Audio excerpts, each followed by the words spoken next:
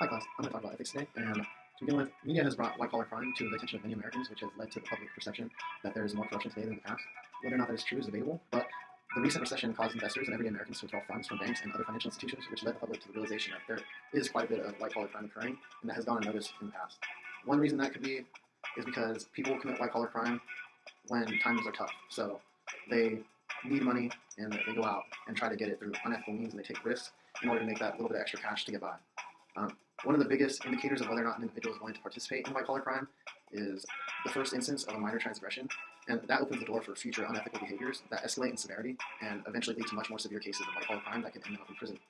So let's take a look at how companies try to reduce the occurrence of white-collar crime.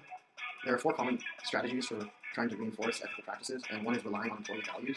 And this would be to expect that everyone has some sort of ethical values that will ensure that they don't commit white-collar crimes. So the problem with that is that not everyone holds the same ethical values, and that can be an issue since someone's values might differ in a way that might allow them to commit minor transgressions, which we know will lead to further problems down the line. So the second way is to create an ethical code of conduct with penalties, and that seems to be a very standard way of doing things for a company. And it may not cover all the bases though. So it might cover the very basic basis of upholding ethical standard, but it offers a little guidance for complex issues. So someone might not know how to conduct themselves in a complex situation when it comes to how they should behave ethically. Another way is ethics exhortation, and this would be compelling the employees to act with their highest ethical standards in mind. And this is kind of similar to the first one in that you can assume that someone has very high ethical standards, but the reality might be different. They might, in fact, have lower ethical standards than what is required. And so to possibly counteract this, companies can give training to identify and reinforce ethical practice, but still people could perceive how they perceive ethical practices very differently than what the training video might supply them with, and they could differ in the more complex regions of how to behave ethically. And so the last would be managing values, and this seems to be the most strengthened one. Defining corporate values and ethical standards through education and modeling would probably be the best way to go about it. And this would be just like in ethics exhortation to provide training, but this would be more advanced training. And where it is possible, you could later down the line reinforce positive ethical practices with rewards. So that would also supply backbone to the ethical practices being carried out properly. And with this is not just giving training and letting it go. This would also be managing how you go about reinforcing the ethical practices, and also giving employees a place to go for guidance. So they'd be able to go to a manager and get help understanding how to go forward with an action and decide whether or not it's ethically okay. And the only problem with this is that it could become more hassle for the managers. So management might have to take on more responsibilities to enforce the ethical practices, and some companies might not have the capabilities to do so, so that could be one problem with the strategy.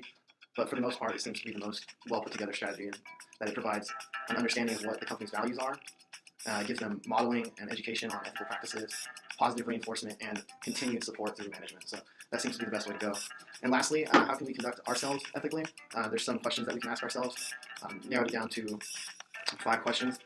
And that would be, when we're considering our actions, are they working toward the greater good or providing the greatest net benefit for everyone's welfare, for human welfare, and for the welfare of the company?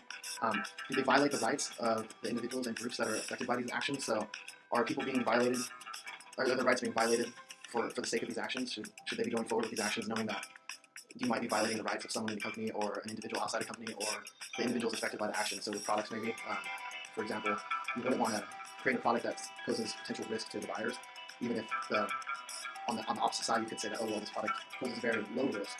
It would be unethical for you to go ahead with it if it produces any risk at all to the buyer. So that is one thing to consider. And then another one would be, do they violate the rights of the individual? Oh, oops. Okay.